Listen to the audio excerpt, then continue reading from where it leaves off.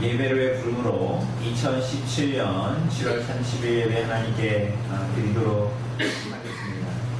우리가 하나님 앞에 나와 하나님을 예배할 수 있는 것은 하나님께서 우리들을 하나님의 백성 삼으시고 그 언약 가운데에 우리들을 불러주셨기 때문입니다. 이 시간 그것을 고백하며 시편 95편 6절 7절 말씀 선포할 때에 우리들이 아멘으로 화답하시면서 자리에서 일어나심으로 하나님께 드리는 예배를 시작하도록 하겠습니다. 오라 우리가 굽혀 경배하며 우리를 지으신 여호와 앞에 무릎을 꿇자. 그는 우리의 하나님이시요 우리는 그가 기르시는 백성이며 그의 손이 돌보시는 양이기 때문이라. 아멘. 기원입니다. 요한이서 1장 3절 말씀 선포하도록 하겠습니다. 은혜와 긍휼과 평강이 하나님 아버지와 아버지의 아들 예수 그리스도께로부터 진리와 사랑 가운데서 우리와 함께 있으리라. 아멘. 우리 찬송 5장으로 하나님을 찬송합시다. 찬송가 5장입니다.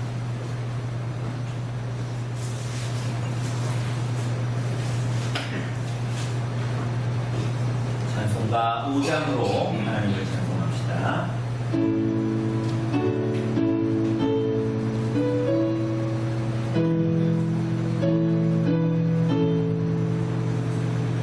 이 천지가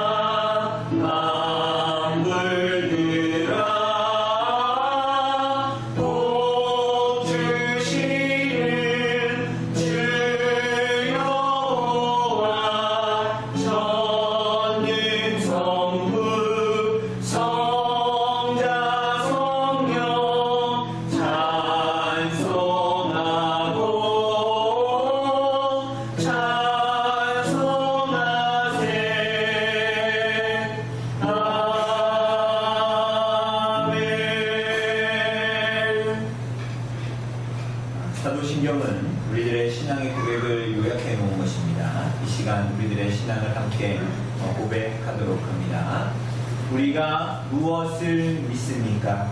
전능하사 천지를 만드신 하나님 아버지를 내가 믿사오며 그 외아들 우리 주 예수 그리스도를 믿사오니 이는 성령으로 잉태하사 동정녀 마리아에게 나시고 본디오 빌라도에게 고난을 받으사 십자가에 못 박혀 죽으시고 장사한 지 사흘 만에 죽은 자 가운데서 다시 살아나시며 하늘에 오르사 전능하신 하나님 우편에 앉아 계시다가 저희로서 산 자와 죽은 자를 심판하러 오시리라. 성령을 믿사오며 거룩한 공예와 성도가 서로 교통하는 것과 죄를 사하여 주시는 것과 몸이 다시 사는 것과 영원히 사는 것을 믿사옵나이다. 아멘. 이 시간 구약 봉독하도록 하겠습니다. 오늘 구약 봉독 본문은 이사야서 49장 14절부터 마지막 절까지입니다.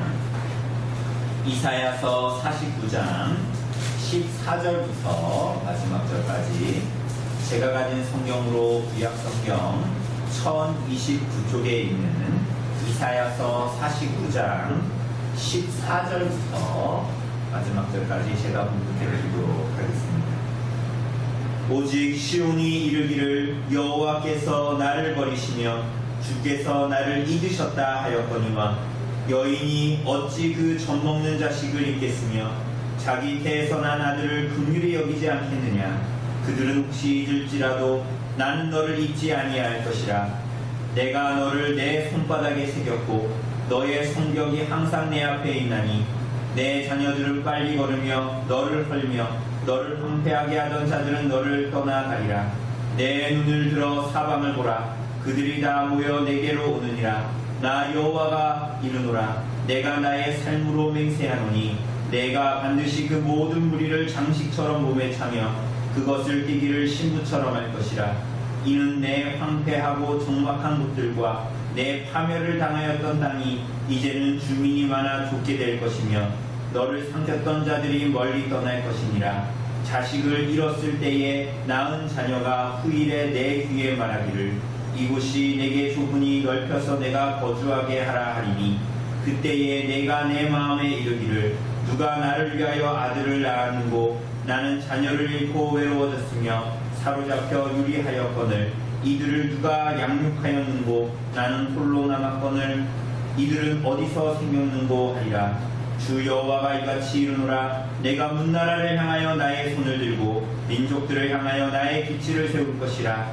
그들이 내 아들들을 품에 안고 내 딸들을 어깨에 메고 올 것이며 왕들은 내 양부가 되며 왕비들은 내 유모가 될 것이며 그들이 얼굴을 땅에 대고 내게 절하고 내 발에 티끌을 핥을 것이니 내가 나를 여호와인 줄 알리라. 나를 바라는 자는 수치를 당하지 아니하리라.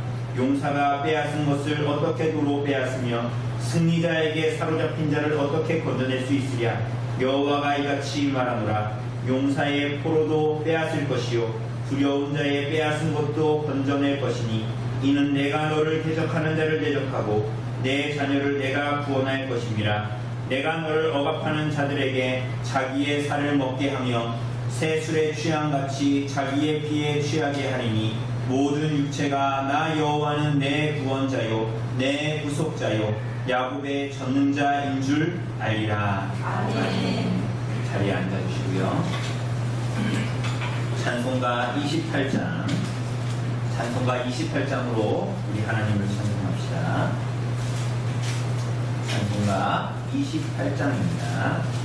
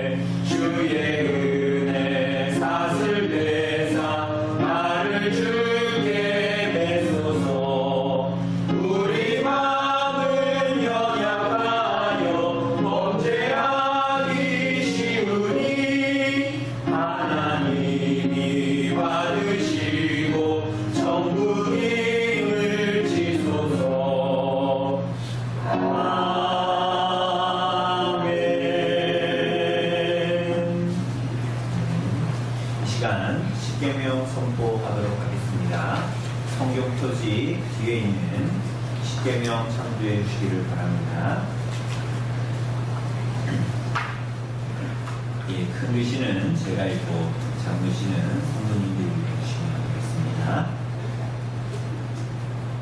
하나님이 이 모든 말씀으로 말씀하여 이르시되 나는 너를 애굽 땅 종되었던 집에서 인도하여 낸 내 하나님 여호와니라. 제1은 너는 나 외에는 다른 신들을 내게 두지 말라. 제2는 너를 위하여 새긴 우상을 만들지 말고 또 위로 하늘에 있는 것이나 아래로 땅에 있는 것이나 땅 아래 물속에 있는 것에 어떤 형상도 만들지 말며 그것들에게 절하지 말며 그것들을 섬기지 말라. 나 내 하나님 여호와는 질투하는 하나님이즉 나를 미워하는 자의 죄를 갚되 아버지로부터 아들에게로 3,4대까지 인내하노니와 나를 사랑하고 내 명령을 지키는 자에게는 1,000대까지 은혜를 베푸리라. 제3은 너는 내 하나님 여호와의 이름을 망령되게 부르지 말라. 여호와는 그의 이름을 망령되게 부르는 자를 죄 없다 하지 아니하리라. 제사는 안식일을 기억하여 거룩하게 지키라.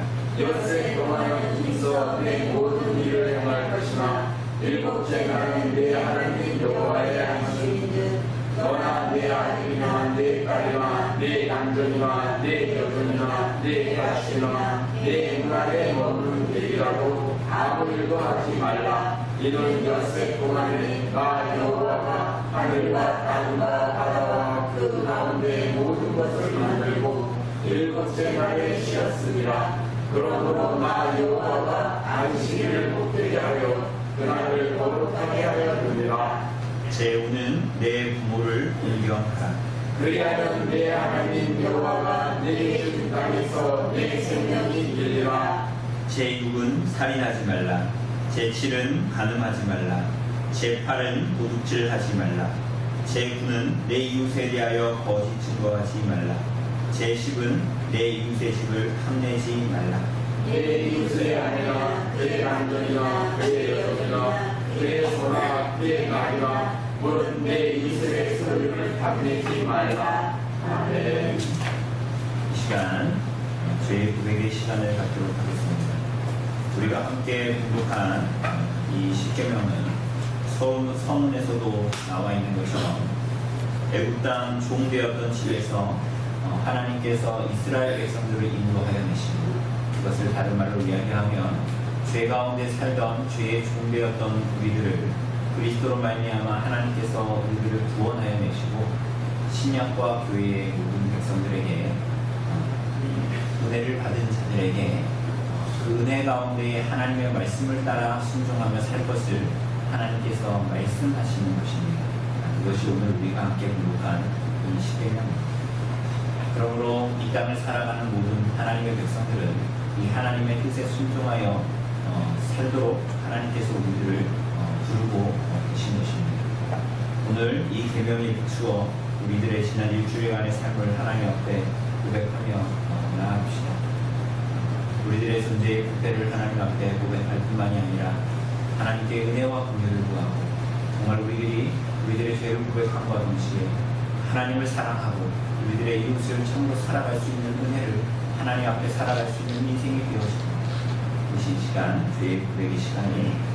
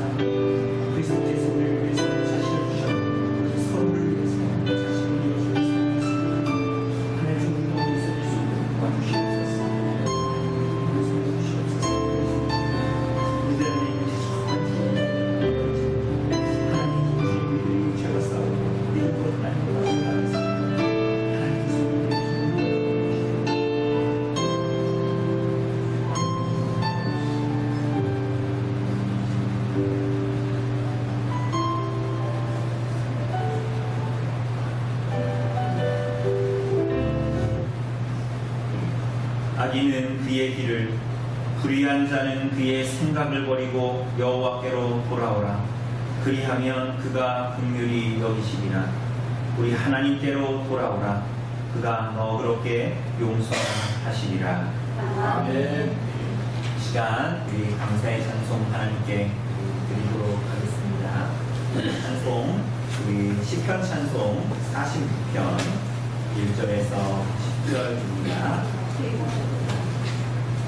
우리가 가지고 있는 시편 찬송으로 41장에 있는 시편 46편 1절에서 10절입니다.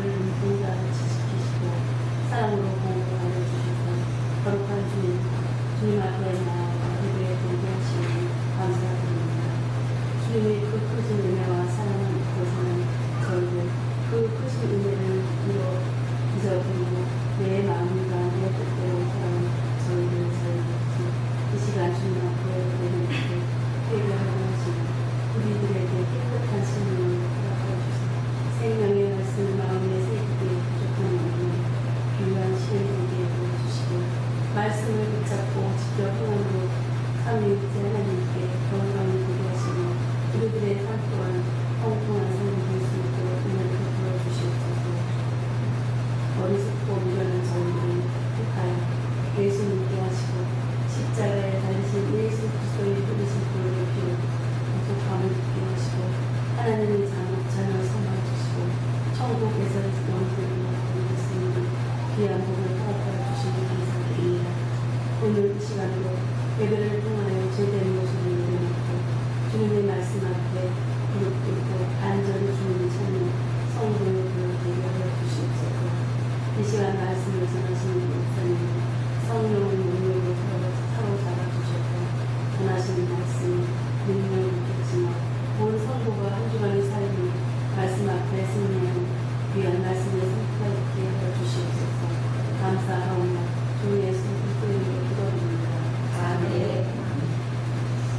이 시간 우리 함께 말씀입니다. 우리 히브리서 신약 성경 히브리서 11장 11절 12절 말씀입니다.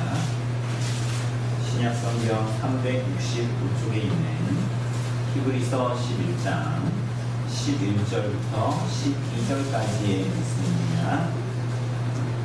히브리서 11장 11절 12절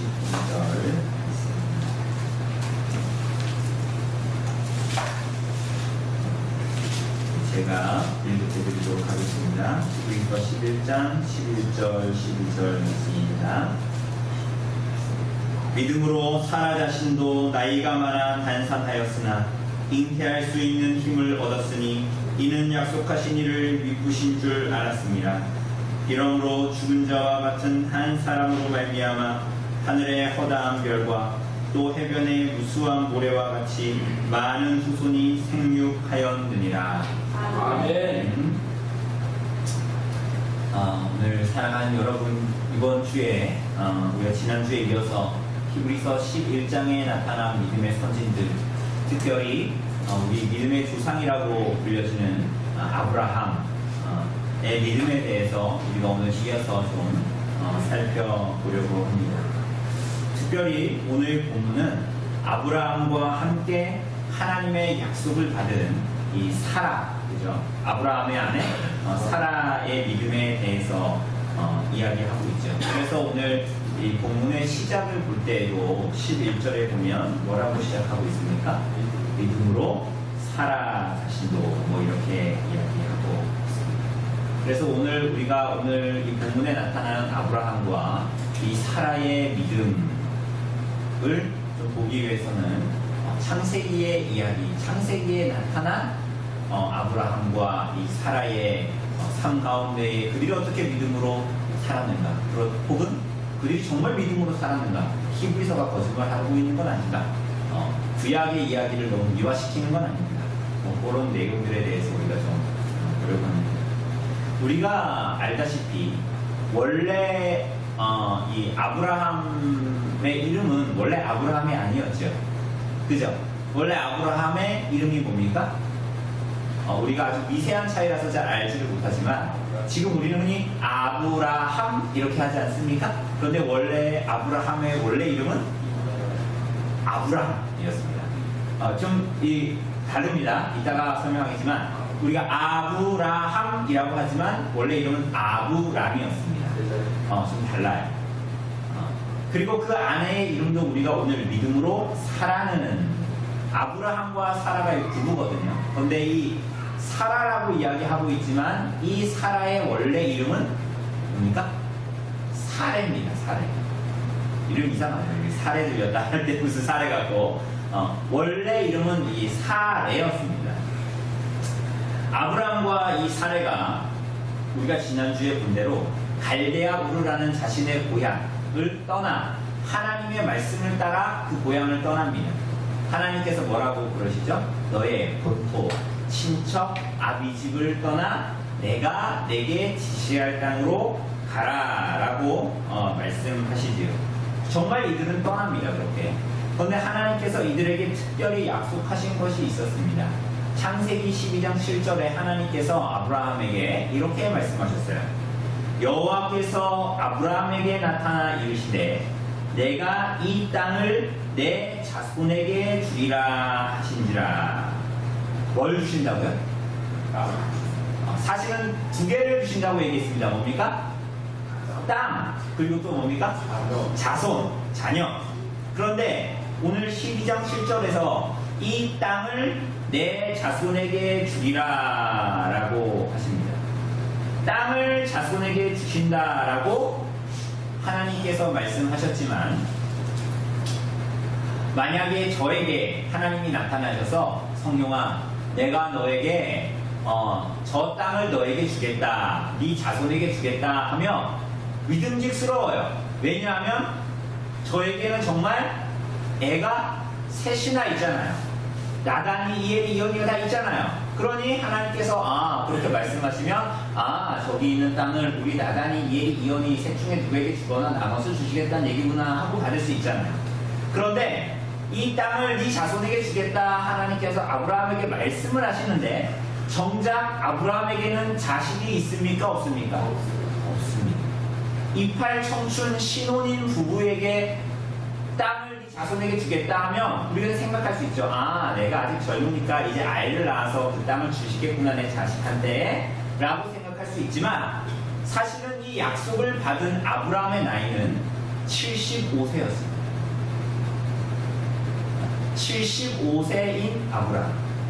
그 아내 사레는 적어도 10살이 적었는데 그 나이는 65세였습니다. 민망하죠. 자기 아내가 아내가 65세인데 아이를 갖게 된다.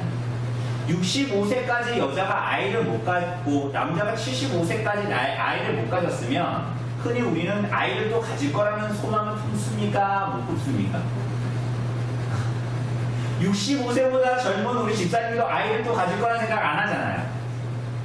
그런데 이 아브라함에게 하나님께서 그래서 이 땅을 이 자손에게 주시겠다라고 약속하실 때는 땅 주시겠네? 거기에 대한 소원보다는 뭐가 더 크게 다가왔을까? 정말 나한테 자식을 주시겠다고 자손을 주시겠다라고 하는 그것이 어떻게 보면 더 깊이 새겨지고 그것을 더 소원했을지 모르겠어요. 아브라함의 이름의 뜻이 뭔지 아십니까? 이름의 뜻이 참 중요합니다. 제 이름은 조성용이죠. 이룰 성의 떳떳할 용자입니다. 떳떳하게 이룬다 이런 뜻이거든요. 아브라함의 이름의 뜻은 많은 사람의 아버지예요. 우리가 일상적으로 사람들 만나고 직장 생활하고 마을 사람들 만나고 처음 만나고 인사하면서 뭐 합니까? 가장 먼저 통성명 하잖아요. 아유, 성함이 어떻게 되세요? 저는 조성용이라고 합니다. 이렇게 하면서 뭐 이야기를 하고 뭐 이렇게 하잖아요. 그죠? 그런데 이 히브리인들에게 그 이름은 너무나 그 뜻이 분명히 드러나기 때문에 제가 아브라함입니다 라고 얘기하면 참 이름 좋네요. 왜? 이름의 뜻이 뭐예요? 많은 사람의 아버지란 말이에요. 그러니 참 우리가 흔히 이렇게 얘기하잖아요. 통성명하면서 뭐 조성용입니다. 저한테 그렇게 얘기하는 사람은 없지만 우리 나단이나 이엘이나 이언이가 나중에 커서 누가 통성명할 때 제가 조이언입니다. 조나단입니다 하면 그 사람이 뭐라 그럴까요? 이름 참 특이하시네요. 이름 참 특별하게 지으셨네요. 이름의 뜻이 뭡니까? 이렇게 물어볼 거 아니에요. 아브라함이 통성명할 때 아브라함입니다 이러면 사람이 뭐라 그럴까요? 참 이름 좋네요. 많은 사람의 아버지라니. 그러면은 선생님은 자식을 몇 명이나 주셨습니까? 라고 물어볼 거 아니에요. 그렇지 않습니까? 그런데 아브라함은 뭐라 그럴까요? 제가 자식이 없습니다. 이름은 자식이 많은데 실제로는 자식이 없어요. 그게 한 번, 두 번이지. 그게 일상다반사로 이 아브라함의 삶에 오면 어떻게 될까요? 참 마음이 씁쓸하기도 하고 참담하기도 하고 마음에 어려웠을 거예요. 그런데 그것은 아브라함만이 아니라 그의 아내였던 사레도 마찬가지였을 거란 말이에요. 우리나라의 동양, 여러분 이스라엘이 동양입니까? 서양입니까? 동양이에요. 동양의 문화예요. 우리나라의 동양의 문화에서 자식이 없다, 자식을 못 낳는다, 그건 뭡니까? 옛날 말로 지금 안 그래요. 옛날 말로 지금 뭐예요, 그거? 소방 맞는 거잖아요. 그죠? 그죠? 칠거지야, 그죠? 대를 못 잇고 막, 그죠? 지금 심지어 동양에 살고 있는 아브라함, 그리고 그의 아내 누구요? 사레가 똑같단 말이에요. 우리 수요일 날에는 어디 봅니까, 성경? 사무엘상 보죠. 사무엘상 처음에 누가 나옵니까? 엘가나의 아내가 나오죠. 엘가나의 아내 누굽니까? 기도의 여인 누굽니까? 한나잖아요. 한나가 왜 그렇게 기도했어요? 아이가 없었잖아요. 그런데 엘가나는 그래서 누구를 또 얻었어요? 둘째 와이프 분인나를 얻었잖아요. 그러니 이 사무엘서에 나오는 엘가나의 아내였던 사무엘의 어머니였던 한나, 오늘 본문에 나오는 사례도 참담함과 마음의 어려움을 느꼈을 거란 말이에요. 일생 동안 75세, 65세가 될 때까지. 그런데 그에게 자식을 주시겠다라고 하니 이게 얼마나 기쁜 일입니까? 여러분, 이 정도면 하나님 믿기 잘했다고 생각되지 않겠어요? 여러분의 삶의 일생 동안 해결되지 않는 문제를 하나님이 나타나셔서 내가 이제 너에게 그거 주겠다라고 하면 여러분 마음이 어떨 것 같아요? 나 하나님 믿기 정말 잘했다라는 생각이 들 거 아니에요. 그런데 그 약속 주시고 하나님께서 금방 주십니까? 여러분은 참 무미건조하게 아니요 이렇게 얘기하지만 여러분 그 자신의 일로 생각해 보세요. 이게 얼마나 힘든 일이에요. 10년 동안 10년이 지났어요. 10년이 지나면 아브라함 나이 몇 세입니까? 85세. 그리고 사라의 나이 몇 세? 75세. 여러분 이전에 65세 때에도 그랬지만 75세면은 아이를 낳을 가능성이 더 없어진 거죠. 더 희박해졌습니다. 아브라함의 마음은 착잡하고 어떻게 보면 두렵고 어떻게 보면 모든 것을 다 버리고 내가 하나님을 쫓았는데 그렇게 하나님을 쫓았던 그 선택이 잘못된 것 같고 하나님을 그렇게 따랐던 인생이 허무한 것 같고 불신앙으로 치닫는 것 같았습니다. 창세기 15장 1절에 보면 하나님께서 아브라함을 다시 부르십니다. 다시 부르시는데 아브라함아 두려워하지 말라라고 먼저 말씀하셨습니다. 왜 이런 말씀하셨어요? 물론 그 15, 12장과 15장 어간에는 조카 롯이 잡혀가고 가나안 왕들과 전쟁을 해서 아브라함이 이기고 이런 사건들이 있습니다. 그렇게 가나안의 왕들과 전쟁을 했으니 보복을 당할까 두려운 마음도 있었겠지만 이 아브라함의 마음 가운데는 하나님의 약속을 따라 이 땅까지 왔는데 하나님의 약속이 이루어지지 않는 것 같은 거예요. 하나님이 약속 주셔서 나에게 틀림없이 왔고 이 땅으로 왔고 이 땅을 내 자손에게 주신다라고 틀림없이 약속하셨는데 이 하나님의 약속이 오히려 요원한 것 같고 전쟁만 하는 것 같거든요. 오히려 생명의 위협을 느끼는 것 같고 정말 나는 나이가 들어서 죽어가고 있는 것 같거든요. 그러니 아브라함이 하나님께 뭐라고 얘기하냐면 15장에 여호와여 무엇을 내게 주시려 하나이까? 나는 자식이 없사오니 나의 상속자는 이 다메섹 사람 엘리에셀이니이다. 다메섹 사람 엘리에셀은 자기가 종으로 부리던 사람이거든요. 이 얘기는 하나님 내게 무엇을 주시겠습니까? 이런 뉘앙스가 아니에요. 뭐예요? 하나님을 향해서 원망하고 불평하는 거예요. 하나님, 내가 하나님 따랐잖아요. 하나님 약속 주셨잖아요. 그런데 왜 하나님 나는 정말 뭘 주려고 지금 나를 이렇게 고생시키시는 거예요? 내가 하나님 믿을 수도 없고 안 믿을 수도 없잖아요. 지금 이 상황에서 하나님 가득하고 불평이 가득하고 어떻게 보면 하나님에 대한 의심이 내 삶에 나타나는 일들을 보니까 하나님 믿는 나의 인생을 보니까 의심만 드는 거예요. 사랑하는 여러분, 이러한 아브라함의 심정이 우리들의 심정 아닙니다. 오히려 우리들이 하나님보다 이 아브라함의 마음에 참 그래 맞다 이런 이해가 들 정도로 아브라함의 마음을 우리가 충분히 이해할 수 있지 않습니까? 약속을 주신 지 10년이 지났는데 삶이 변하지 않았습니다. 주 예수를 믿으라 그리하면 너와 내 집이 구원을 얻으리라. 나와 있습니까? 안 나와 있습니까? 사도행전에 뼈들의 설교에 나와 있습니다.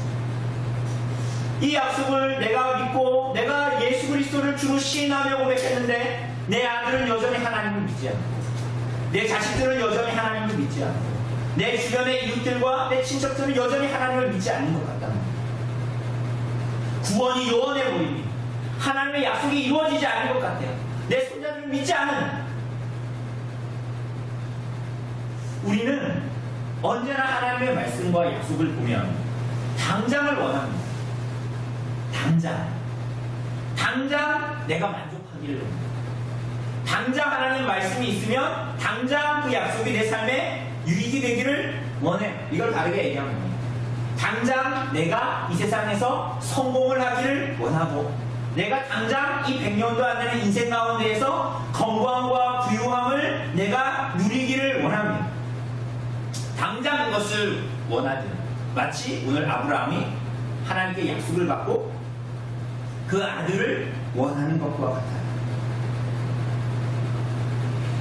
우리들의 인생에서도 우리들이 때로는 기도하고 해결되지 않는 많은 문제들 속에서 우리들은 이것이 당장 하나님 앞에 받기를 원하거든요.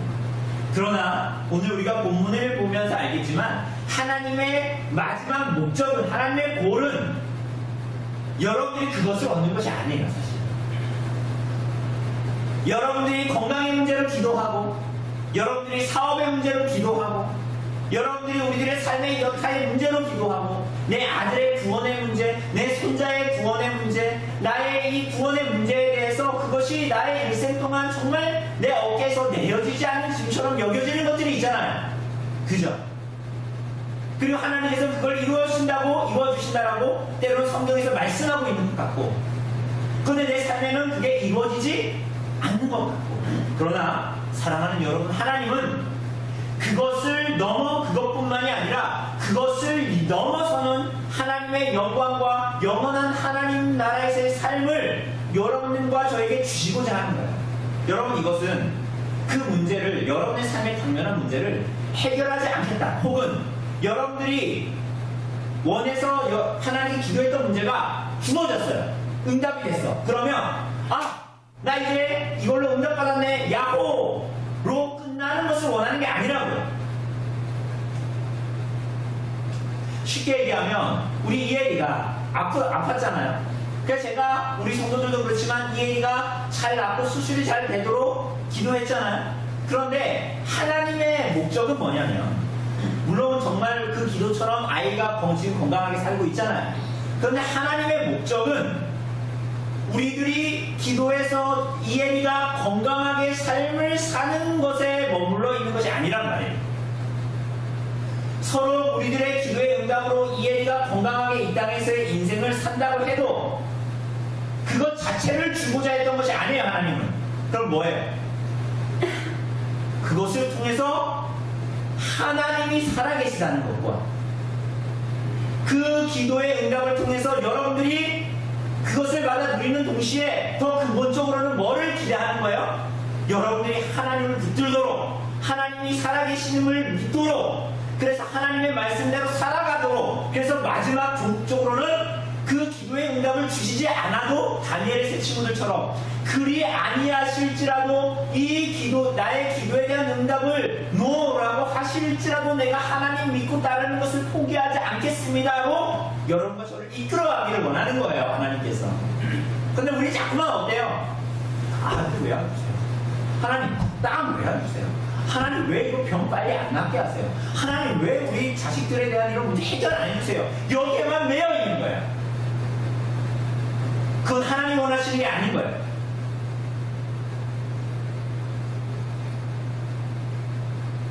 하나님은 아브라함에게 다시 찾아가십니다. 약속을, 말씀을 다시 주시고 언약을 갱신하시지만은 16장에 보면 아브라함과 사레는 신앙으로, 믿음으로 나아가지 못합니다. 오히려 불신앙으로 대처합니다. 어떻게 대처합니까? 자식이 없습니다. 어떻게 합니까? 젊은 애굽의 여인 사레의 종 누굽니까? 하갈을 데려다가 아브라함을 아내로 맞이하게 됩니다. 그래서 결국은 하갈은 누구를 낳습니까? 이스마엘을 낳습니다. 사랑하는 여러분, 이와 같이 우리는 믿음으로 사노라 하고 하나님을 믿노라 하면서도, 말씀을 믿노라 하면서도 자꾸만 우리들의 소원과 여망이, 우리의 기도의 제목이 하나님께 상달되지 않은 것 같아서, 사실은 하나님의 그 목적을 보지 못하기 때문에 우리들은 자꾸만 우리들의 힘과 노력으로 그러한 것들을 일으키고 이루어내려고 합니다. 누구처럼요? 아브라함처럼.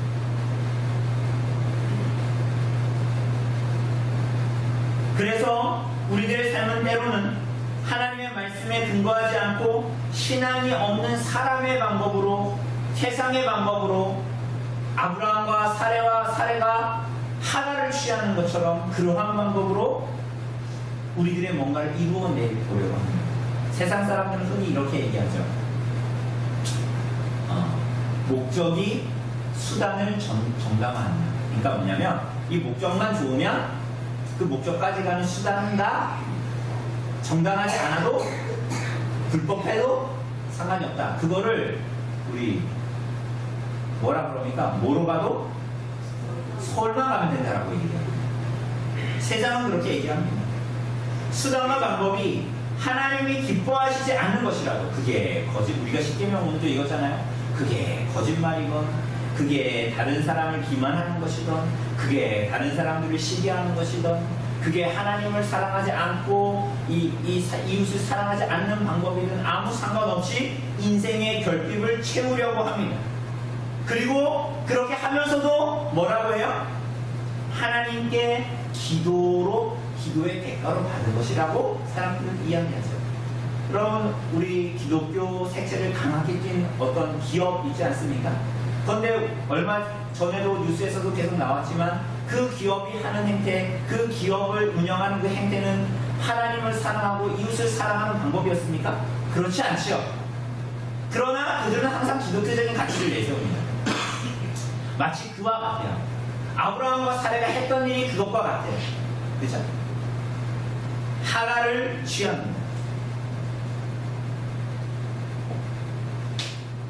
하나님은 이 하갈을 취한 그들의 불신앙에 대해서 그의 집안에 이스마엘로 말미암아 갈등을 일으키게 합니다. 그죠? 그러므로 뿌린 대로 거두게 하십니다. 뿌린 대로 거두게 하시죠. 하나님의 백성들에게 그렇게 하십니다. 그러나 하나님은 동시에 그들을 완전히 버리시지는 않으십니다. 하갈이 이스마엘을 낳은 후에 아브라함이 하갈을 취한 후에 그의 불신앙으로 말미암아 그 하갈을 취한 후에 하나님께서는 13년 동안 아브라함에게 침묵하십니다. 그러다가 하나님은 아브라함이 99세 때에 나타나십니다. 몇 세요? 99세. 99에 하나님께서 나타나십니다. 그러면서 하시는 말씀이 뭐라고 하시냐면 나는 전능한 하나님이다. 너는 내 앞에서 행하여 완전하라. 내가 누구라고요? 전능한 하나님이라고. 그게 뭘 얘기합니까? 아브라함의 불신앙과 죄를 지목하신다.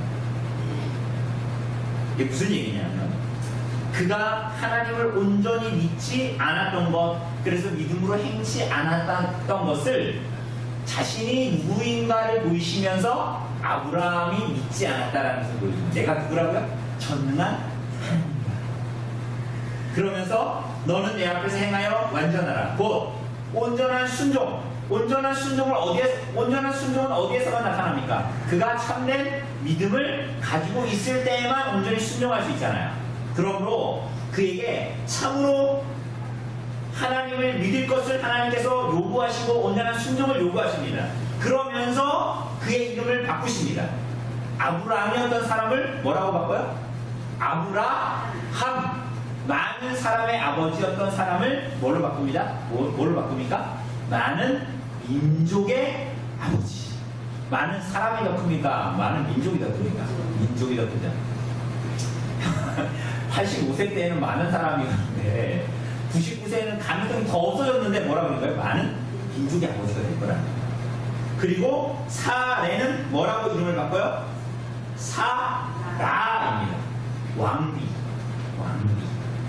그러니 많은 민족의 아버지, 이 민족의 아버지, 이 아브라함이 왕이 될 거니까 그 안에는 뭐가 되는 거예요? 왕비가 될 거라는 거예요. 사랑하는 여러분, 하나님은 아브라함에게 그저 한 아이를 주고 싶으신 것이 아니었습니다. 비록 그가 그것만을 원했을지 모르지만 하나님은 그것보다 더 좋은 것을 주고 싶으셨어요. 그래서 그에게 약속을 주신 것입니다. 그것이 뭡니까? 아브라함의 자손이 다른 여인이 아니라 반드시 사라를 통하여 한 아이가 태어날 것을 약속하시지요.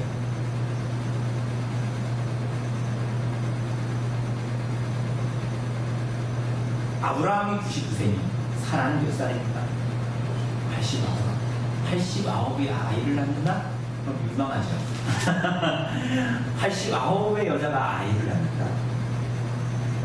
18장 11절에 보면 창세기에서 아브라함이 하나님께 아들을 약속받는 말씀을 사라가 듣는데 이렇게 기록합니다. 아브라함과 사라는 나이가 많아 늙었고 사라에게는 여성의 생리가 끊어졌는지라 사라가 속으로 웃고 이르되 내가 노쇠하였고 내 주인도 늙었으니 내게 무슨 즐거움이 있으리요. 이 말씀은 이미 이 99세인 아브라함과 89세인 사라 사이에 이 성적인 관계가 부부 생활은 이미 없다라는 얘기예요. 그래서 내게 무슨 즐거움이 있으리요 이렇게 얘기합니다. 뿐만이 아니라 이미 사라는 나이가 많아 생리가 끊어졌다. 히브리서가 말하는 대로 하자면 나이가 많아 단산하였는데 어떻게 아이를 낳을 수 있다는 말입니까? 그러니 가능성이 없어 보이고 하나님의 약속은 허망해 보이니 자기 생각에 자기 눈에 합당한 대로 행동하여 하갈을 취하여 이스마엘을 낳은 거 아닙니까? 사랑하는 여러분, 그러나 하나님께서 아브라함의 자손이 사라를 통해 나타날 것이다. 89세인 단산하여 생리가 끊어진 이 사라를 통해 태어날 것이다 라는 약속은 가능한 겁니까? 불가능한 겁니까? 우리 인간의 눈으로 봤을 때는 그것은 불가능해요. 우리 성주사님 웃으시잖아요. 웃음만 나오는 일이란 말이에요. 그 일은 있을 수가 없는 일이란 말이에요. 그런데 정말 그가 나중에 아이를 낳지요. 그죠? 그거 무슨 얘기입니까? 오직 하나님의 구원은 은혜로만 주어진다라는 거예요. 은혜로만 주어진다라는 거예요.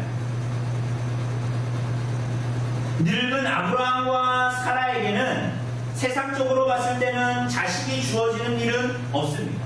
오히려 75세 때는 가능했을지 모르겠지만 시간이 갈수록 소망은 사라지고 약속은 의심되고 불신앙으로 나아가서 하갈을 취한 것입니다.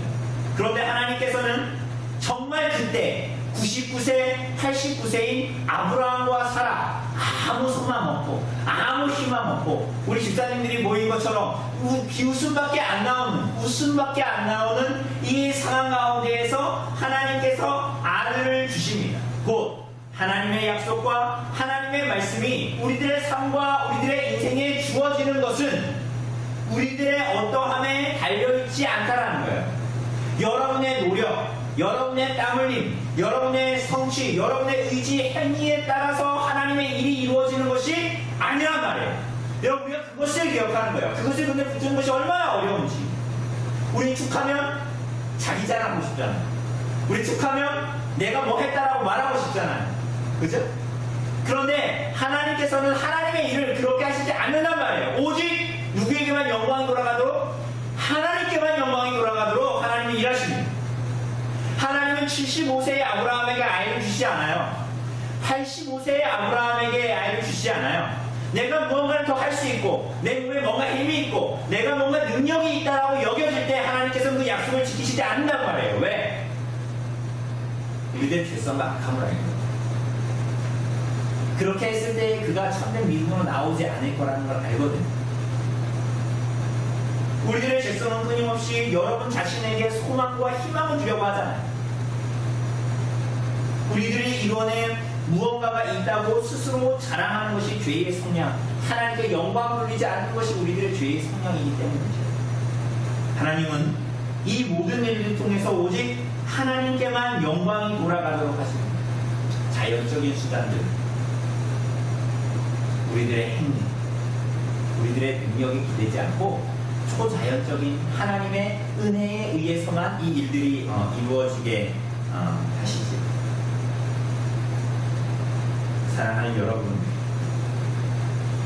우리들의 희망이 다 끊어지고 쉽게 얘기하면 내가 할 바를 다 하고 내가 더 이상 할 수가 없고 내가 힘을 다 쏟아서 더 이상 쏟을 힘이 없고 그죠?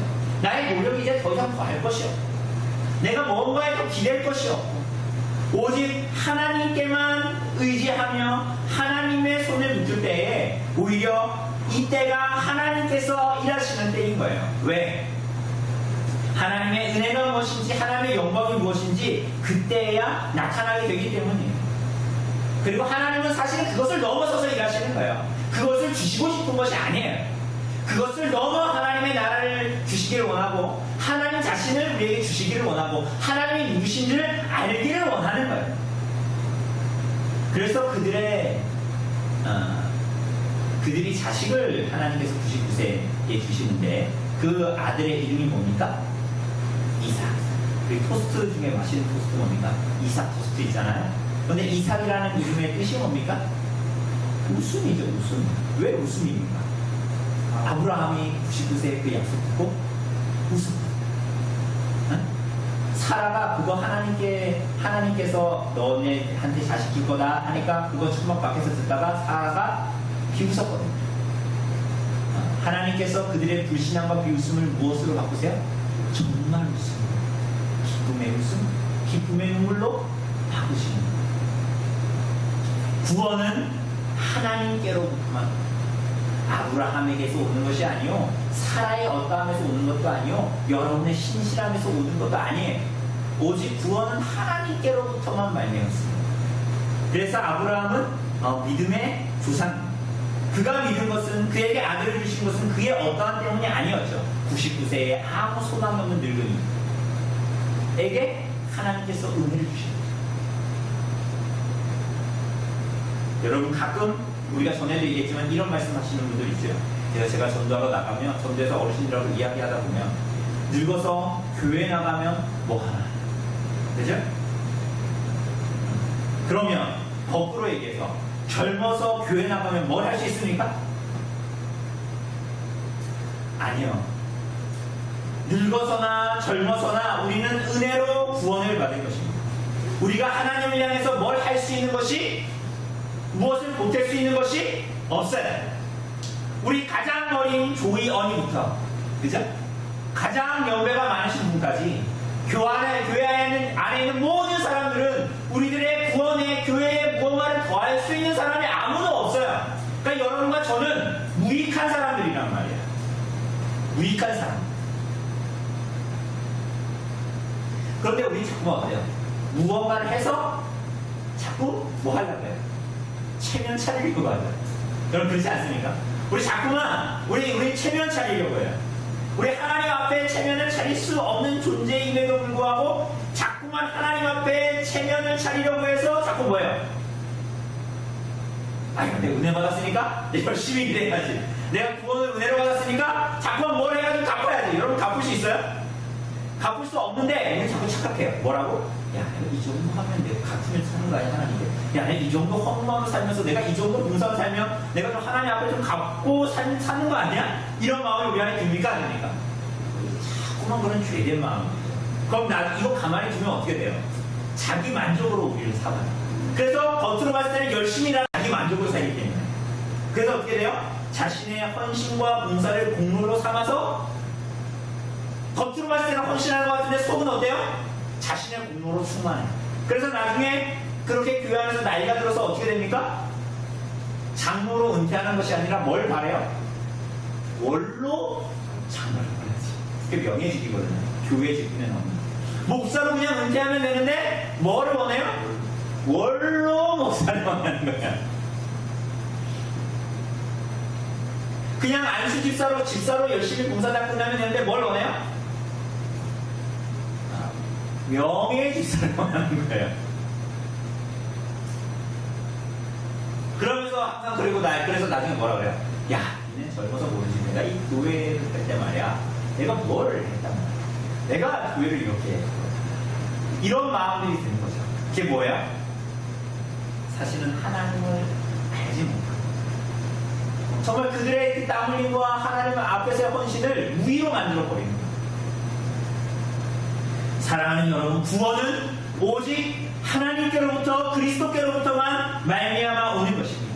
그리고 그 은혜로 구원을 얻은 성도는 믿음으로 인내하는 삶을 살게 됩니다. 여러분 우리가 전에 칼빈의 5대 교리, 도르트 신조 이런 거 간단하게 얘기하면서 5개의 교리 얘기했습니다. 근데 그 중에 마지막 교리가 성도의 견인이라는 교리였습니다. 성도의 견인이 뭡니까? 성도가 예수님을 복음을 믿고 나서 이제 나 예수 믿어서 십자가에 못 박힌 예수님 때문에 내가 죄사함 받고 구원받았습니다 하고 그 이후에 이제 내가 구원받았으니까 이제는 내가 무슨 짓을 해도 마음대로 살아도 하나님께서 우리들을 이끌어 가신다라는 교리였습니까? 그렇게 오해할 수 있지만 그것이 아닙니다. 성도가 복음을 믿고 나서 무슨 짓을 해도 떨어지지 않고 하나님께 구원받는다는 말이 아니라 하나님께 택함받아 구속된 자들은 그 은혜에서 떨어지지 않고 천국에 가게 된다는 말이에요. 이해되십니까? 그죠? 택함받아 구속받은 사람들은 은혜에서 떨어지지 않는데요. 그래서 천국에 가게 된다는 말이에요. 이 말을 바꿔서 얘기하면 뭡니까? 이 땅의 삶이 내가 보기에는 고난스럽고 하나님이 안 계신 것 같고 때론 내 기도의 제목이 응답되어지지 않고 그래서 끊임없이 기다려야 되고 인내해야 되고 그것도 인내하는 것이 뭐예요? 불신앙으로 인내하는 것이 아니라 그래도 하나님이 일하실 거야. 그래도 하나님이 살아계셔. 내 삶에는 하나님이 안 계신 것 같은 세상은 하나님이 안 계시다라는 증거들을 내 모임에도 불구하고 우리는 인내하는 살죠. 어떻게? 믿음으로 하나님이 살아계시다는 거예요. 그죠? 그러한 사람들이 이 세상에서 믿음으로 싸우며 인내하는 성도들이 어떻게 된다? 구원받는다. 뭐예요? 최후까지 믿음으로 인내하는 자들이 하나님의 나라에 들어간다라는 것을 말하는 것입니다. 그런 성도들이 믿음으로 인내하도록 성령께서 보호하고 도우신다라는 것을 가르치는 것입니다. 그래서 오늘 이 히브리서의 본문은 이 아브라함과 사라의 이야기를 듣면서 하나님께로부터 구원을 얻은 아브라함과 사라를 만날 때에 창세기에 나타나는 그들의 불신앙, 비웃음, 그들의 인생 가운데 묻어놨던 불평, 그러한 죄들에 대해서는 아무 말도 하지 않아요. 왜 그럴까요? 히브리서가 지금 오해하고 있는 걸까요? 그들의 삶을 잘 모르는 걸까요? 그들의 불신앙의 삶은 그냥 다 좋은 게 좋은 거지 덮고 넘어가려는 걸까요? 아니에요. 그들은 믿음으로 그렇게 인내했어요. 왜? 하나님께서 그들을 지켜주셨기 때문에, 그들을 버리시지 않았기 때문이에요. 그리고 그들의 불신앙과 불평은 신약의 시대로 오면 누구의 피로? 예수 그리스도의 피로 다 씻겨졌고 가려졌기 때문에 그들의 죄에 대해서 말하지 않고 그들의 믿음에 대해서 이야기하는 거예요. 아브라함과 사라는 오히려 불신앙의 삶을 살았던 것 같은데 그래서 죄가 가려지고 믿음으로 살았다라고 이야기하죠. 왜? 종국적으로 그들은 스스로 99세에 89세의 아브라함과 사라는 스스로 구원할 힘이 없고 잉태할 힘이 없다라는 것을 그때서야 깨달았던 거예요. 그 이전까지는 불신앙으로 살았어요. 정말 나에게 능력이 없는데 정말 하나님께서 일을 이루셨거든요. 약속을 이루셨거든요. 말씀을 이루셨거든요. 그러니 그때에 그들은 진정한 믿음으로 하나님께 나아갈 수 있었던 거예요. 그래서 하나님께서 그들에게 약속을 이루셨죠. 구원이 오직 하나님의 은혜로만 주어진다는 것을 알았던 거예요. 그리고 그때에서야 그들은 믿음으로 인내하면서 그들의 지난 인생의 여정, 고통스럽고 때로는 그래서 내가 불신앙으로 어떻게 처하려고 했는데 하나님께서 정말 어떻게 목줄을 이끌고 나를 여기까지 오게 하셨어요. 그런데 그게 그때는 이해가 안 갔는데 이제 내가 아무 능력 없는데 구원을 이루는 걸 보니까 하나님이 이때도 일하셨다는 것을 알게 됩니다. 그때에서야 참된 믿음으로 하나님께 나아가게 되는 것입니다. 내 지난 인생에 슬픔과 시험과 고통과 그래서 내가 하나님 앞에 투덜거리고 때로는 하나님 앞에 못난 모습을 보이고 그랬던 그 삶이 이제는 후회되고 창피하고 그걸 뭐라 그럽니까? 요즘에 자다가 그거 생각만 하면 뭐 한다고? 이불을 발로 찬다 그래서 이불킥이라고 합니다. 자다가 이불킥한다고. 그 나의 불신앙과 하나님은 나를 그렇게 지켜줬음에도 불구하고 내가 그렇게 불신앙으로 살았던 것에 대해서 생각만 하면 막 소름이 끼치고 자다가도 막 이불을 차고 일어나고 싶은 자신에게 아무 능력이 없고 소망이 없다는 것을 깨달은 그 99세 때에 100세 때에 이삭을 낳고 나니 하나님을 처음으로 믿게 됩니다. 답을 얻게 됩니다. 지금껏 당장 아들 주시는 것, 당장 건강해지는 것, 당장 부자 되는 것, 당장 나의 모든 것에 매여가지고 하나님을 보지 못했는데 이제 정말 하나님을 붙들고 나아가게 됩니다. 그러니까 하나님께서 창세기 15장에 두려워 말라. 나는 네 방패요 너의 지극히 큰 상급이니라 라고 말씀하신 것이 그때서야 진정으로 믿어지는 거예요. 왜? 나는 아들만 바랬는데 이후에 하나님께서 나의 삶에 이루시는 것을 보니까 이삭 붙들고 살아가는 것이 아니라 이제는 그가 누구를 정말 붙들고 나아가는 거예요? 하나님.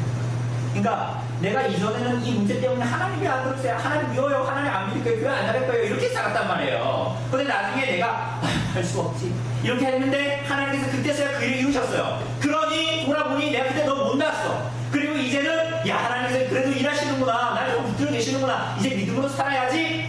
라고 하는 삶을 사니 이제는 100세 때 얻은 이 삶을 귀중에 하나님보다 이게 귀중해 이렇게 살아요? 아니요. 이제는 구원이 하나님께로부터 오는구나 라는 것을 절실히 깨닫고 이삭보다 누구를 붙드는 거예요? 하나님. 그래서 나중에 모리아 산에 하나님께서 이 이삭이 이 청소년기가 됐는데 생뚱맞은 명령을 하시잖아요. 뭐예요? 모리아 산에 가서 이삭을 바쳐라. 그런데 아브라함이 어떻게 해요? 성경이 재밌게 기록합니다. 막 고민하다가 일주일 고민하다가 막 모리아산 못 찾는 척하다가 아니요. 아침 일찍이 일어나가죠. 왜 그러는 거예요? 구원이 하나님께로 말미암은 걸 알거든요. 내가 100세에 이삭을 받아보니까 야 내 능력으로 인생 사는 게 아니구나. 내가 나의 어떠함 때문에 구원받는 게 아니구나라는 것을 깨닫. 이삭보다 누구를 붙드는 거야? 그래서 15장 1절에 보니까 아까 얘기했듯이 두려워 말라. 내가 네 방패요 내가 너의 큰 상급이다. 그러니까 아브라함이 그때 하나님을 붙드는 거예요. 믿음으로 사는 거예요. 그게 두렵지 않은 거예요. 처음에 갈대 우리들한테 두려워. 사랑하는 여러분, 이 땅에서 믿음으로 사는 것이 뭡니까? 믿음으로 인내하는 거예요. 여전히 내 기도의 제목이 이루어지는 것 같지 않아요. 내 삶의 문제들이 여전해. 그게 날 너무 힘들게 해. 그게 하나님을 내가 신뢰하지 못하게 해. 그런데 그럼에도 하나님 살아계시다는 것을 불신하지 않고 믿는 거예요.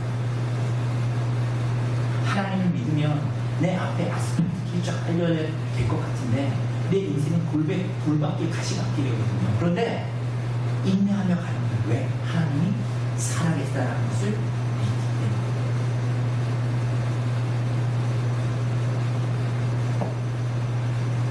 그래서 우리가 읽은 히브리서 11장에 보면 뭐라 그래요? 이는 약속하신 이를 믿으신 줄을 알았습니다. 약속하신 그분이, 말씀 주신 그분이 신실하다라는 것을 알았기 때문이다. 이렇게 얘기합니다.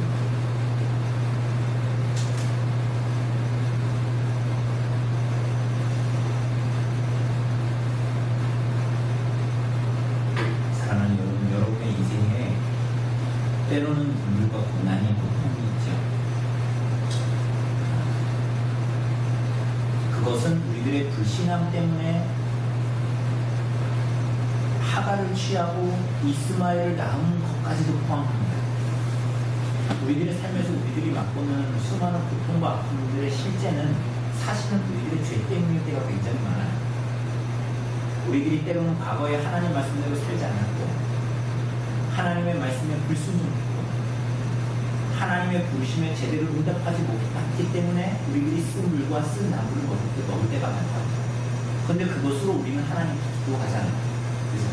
그래서 우리들의 삶에서는 그 당면한 문제 때문에 또 하나님 앞에 기도하잖아요. 그죠? 그러나 하나님께서는 그것마저도 우리들을 위해서 사용하세요.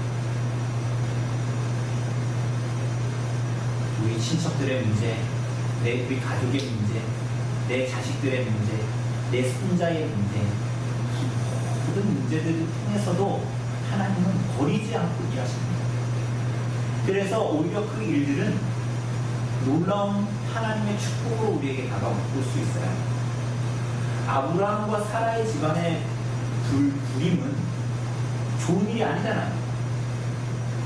그죠? 이사야서 54장 1절은 이렇게 얘기해요. 잉태하지 못하며 출산하지 못한 너는 노래할지어다. 여러분, 잉태하지 못하고 출산하지 못하는 것이 즐겁습니까? 안 즐겁잖아요. 그런데 성경은 뭐라고 얘기하냐면 오히려 잉태하지 못하는 태, 출산하지 못하는 태는 하나님의 은혜로 말미암은 구원을 이야기하는 도구가 됩니다. 우리들의 삶의 문제도 마찬가지예요. 오히려 그 문제들은 우리들의 눈에 보기에 너무나 힘겨운 문제이고 어려운 문제가 해결되지 않고 하나님을 불신하게 하는 문제인 것 같지만 오히려 잉태하지 못하는 태와 같이 하나님을 의뢰하게 하고 오히려 은혜로 말미암은 구원을 소망하게 합니다. 뭐가? 나의 불신, 나의 불림이 잉태하지 못하는 나의 삶의 눈물과 고통. 여러분, 잉태하지 못하던 자 아브라함으로 말미암아 근원적으로 오시는 분이 누구십니까? 예, 마태복음 1장에 그 아브라함과 다윗의 그 족보 가운데 나타나는 그 마지막에 나타나는 분이 누구예요? 예수님이십니다. 그런데 그 예수님은 어떻게 태어나십니까? 동정녀의 몸에서 태어나십니다. 여러분, 동정녀의 몸에서 태어나는 일이 가능합니까? 동정녀가 누굽니까? 처녀. 여러분, 처녀가 아이를 낳는 일, 남자를 알지 못하는 여자가 아이를 낳는 일이 가능합니까? 그래서 누가복음 1장 35절에 천사가 수태고지를 하자 마리아가 뭔 얘기해요? 어찌 처녀인 나에게 이런 일이 있을 수 있나이까? 라고 묻잖아요, 천사에게. 그러니까 이 마리아는 남자를 알지 못하는 처녀인데 내가 어떻게 아이를 낳을 수 있습니까? 예수님은 하나님의 능력으로 특별한 방식으로 성령으로 잉태한 동정녀 마리아의 몸에서 태어나셨잖아요. 그런데 그러면 여러분 생각해 보세요. 그런 일은 없겠지만 여러분에게 그런 일이 벌어졌다고 합시다. 천사가 나타나서. 여러분, 그게 여러분의 삶에 좋은 일일까요? 마리아만 놓고 봅시다. 처녀 마리아가 아이를 낳게 된다. 여러분, 그 상황이 좋은 일일까요? 고통이죠. 여러분, 왜 그렇습니까? 단순한 처녀가 아니라 마리아는 어떤 여자였어요? 요셉과 약혼한 여자였어요. 율법에 의하면 약혼한 여자는 결혼한 것과 동일한 법적인 효력을 가집니다. 그래서 약혼한 여자가 임신을 하잖아요. 약혼한 여자가 임신을 했다는 것은 뭐냐면 결혼 안 했으니까 뭐 그럴 수 있지. 우리는 이렇게 생각할 수 있지만 율법에 의하면 약혼한 것은 결혼한 것과 똑같기 때문에 이 여자가 약혼한 여자가 임신을 했어. 그럼 이건 뭐예요? 불륜을 행한 거예요. 불륜을 행한 여자는 어떻게 될까요? 사형이에요, 사형.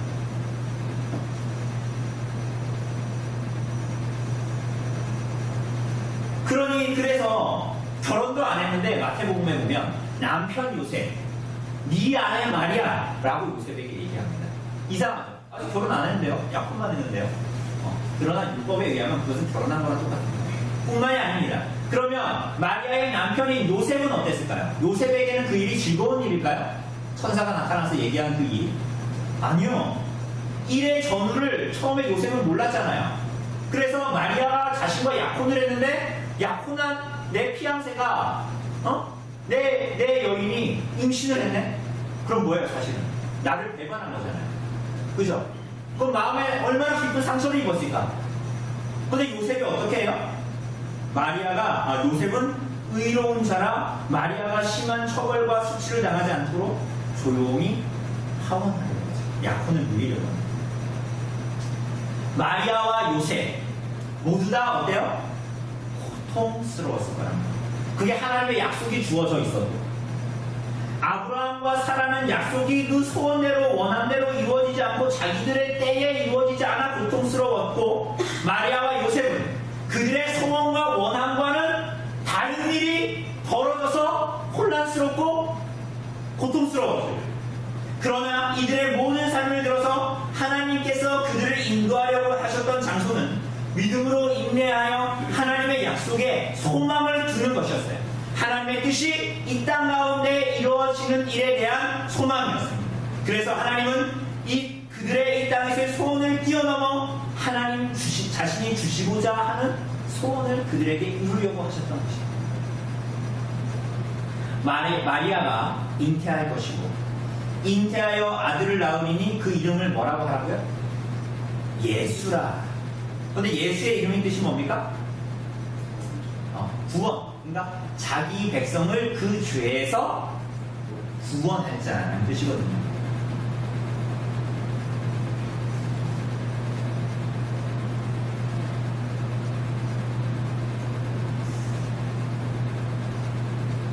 왜 예수님은 마리아와 요셉 사이에서 태어나셔야 했을까요? 왜 결혼한 부부 사이에서 태어나면 안 되었을까요? 무엇보다도 여기서 중요한 것이 뭐냐면 예수님은 반드시 누구의 자손을 오셔야 돼요? 다윗의 자손이 오셔야 돼요. 그런데 천사가 나타나서 다윗에게 뭐라 그럽니까? 다윗의 자손 요셉아. 그러니까 메시아가 아무 혈통으로 오는 것이 아니라 다윗의 혈통으로 가야 돼요. 왜? 다윗은 누구를 상징하는 거였어요? 구약에서 예수님. 다윗은 왕이었잖아요. 그런데 다윗 왕은 뭘 상징해요? 앞으로 오실 참된 메시아요, 참된 왕. 다윗이 와서 한 일이 뭡니까? 다윗이 와서 이스라엘 백성들 주변에 있는 민족들을 평정하고 그 이스라엘 민족들이 그렇게 압제를 받고 고통 가운데 있던 이스라엘 백성들을 어떻게 합니까? 그들에게 참된 안식과 평안을 주죠. 안식과 평안을 주죠. 어떻게? 이방 민족들로 하여금 침입을 못하도록. 그죠? 그런데 그들은 나중에 결국은 어떻게 됩니까? 이스라엘 나라가 다 멸망하죠. 왜 멸망하죠? 국력이 약해서 멸망했어요? 근원적인 이유가 뭡니까? 그들의 하나님을 향한 죄의 문제였죠. 그러니 이 다윗 왕이 왔음에도 불구하고 이 왕은 완전하지 않아. 다윗 왕이 주는 안식과 평안이 있었지만 완전하지 않단 말이에요. 왜? 근원적인 문제가 있어. 이들의 하나님을 향한 죄. 그런데 누가 오세요? 다윗의 자손으로 참된 왕이 오실 거예요. 그런데 그분은 무엇을 하실 분이에요? 우리들의 죄의 문제를 해결하실 분이에요. 그래서 다윗 왕이 주지 못했던 참된 안식과 영원한 평안을 주실 분으로 오십니다. 사랑하는 여러분, 이 모든 약속과 근원적인 성취가 하나님께서 아브라함도 부르시고 사라도 부르시고 마리아도 부르시고 요셉도 부르시고 다윗도 부르신 이들의 삶의 인내에 묻어나는 거예요. 그리고 그들의 인생을 통해서 그 일에 그들이 믿음으로 반응하도록 하셔서 하나님의 영광을 보도록 하십니다. 그리고 그들이 이 땅에 소원을 두지 않고 살도록 하셔서 하나님이 주시고자 하는 것, 참으로 그들에게 주시고자 하는 것이 자기 자신임을 드러내십니다. 그래서 이 땅을 그들이 믿음으로 인내하게 살게 하시고 11절에 말미에 보는 것처럼 이는 약속하신 이가 믿으신 줄 알았기 때문이다 라고 말하고 있습니다. 오늘 사랑하는 여러분, 믿음으로 인내하며 이 땅을 간절히 바라요. 우리들이 드리는 기도의 제목 위에 하나님께서 일하시는 목적을 분명히 알고 그 나라와 뜻을 바라보시는 여러분들 되시기를 간절히 바랍니다. 우리들이 다 바라보지 못하기 때문에, 바로 앞만 보기 때문에 때로는 원망하고 때로는 불평하고 때로는 비웃음으로 불신앙으로 살아가죠. 그러나 그것에 머무는 것이 아니라 우리들에게 아무런 소망과 가능성, 더 나아가서는 이 세상에 아무런 소망과 마음 줄 것이 없는 줄을 알고 하나님의 일하심에, 하나님의 구원하심에, 하나님의 뜻과 계획에 모든 것을 의뢰하고 신뢰하고 그렇게 이 땅을 살아가시는 참된 교회 성도들 되시기를 간절히 바랍니다. 시간 잠시 기도하도록 하겠습니다.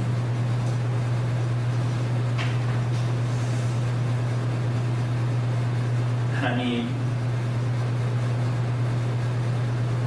우리들의 눈에 보기에 하나님이 약속하셨지만 불가능해 보이는 많은 문제들,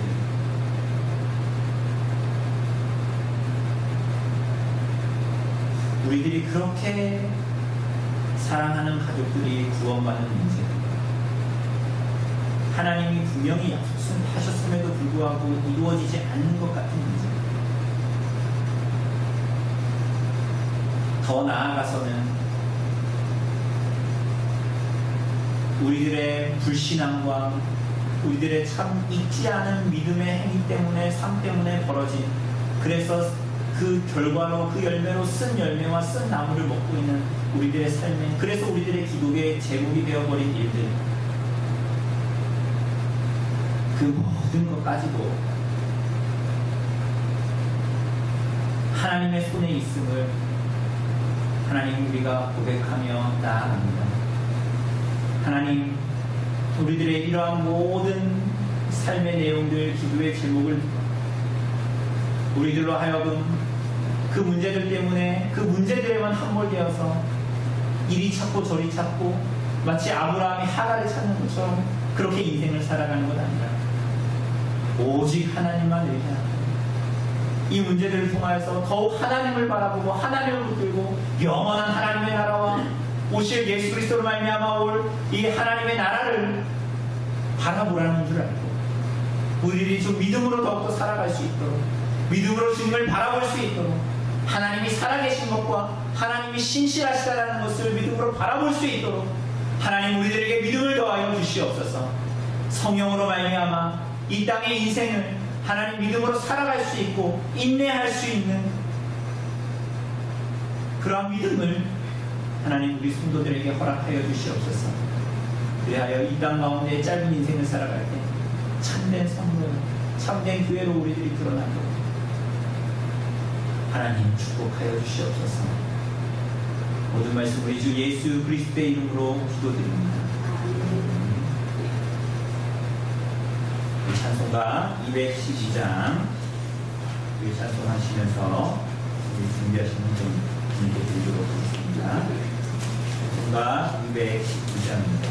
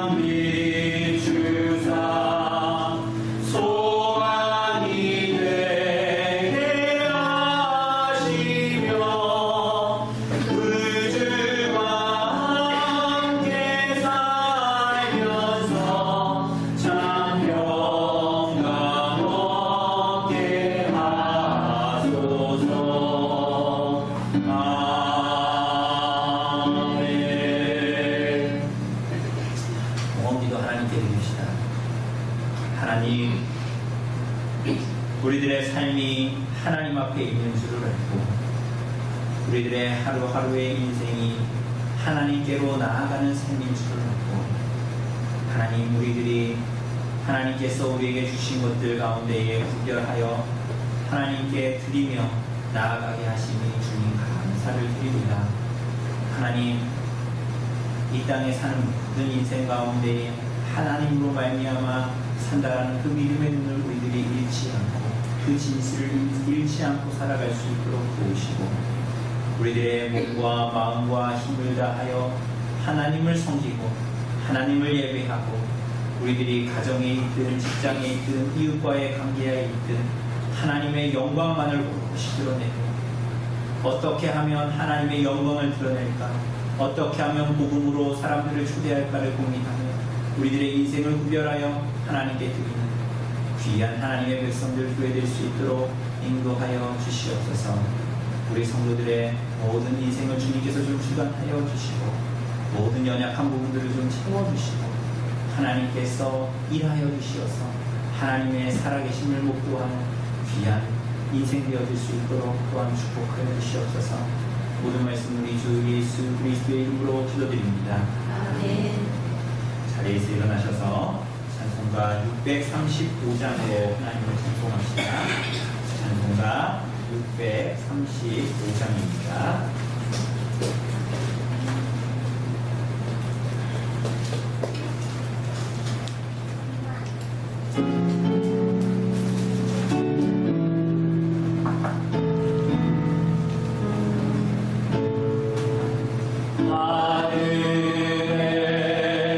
계신 아버지 이름